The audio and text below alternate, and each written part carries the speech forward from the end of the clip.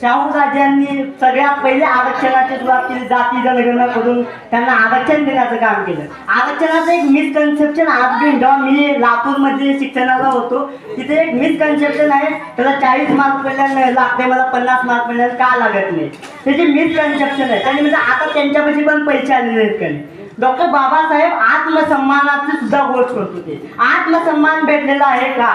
एक जण म्हणजे त्यांचं नाव याद येत नाही, रोटी आणि बेटीचा जेव्हा संबंध स्थापित या देशामध्ये झालं, ज्या दिवशी जाती व्यवस्था इथून खतम झाली त्याच दिवशी आरक्षण खतम होणार.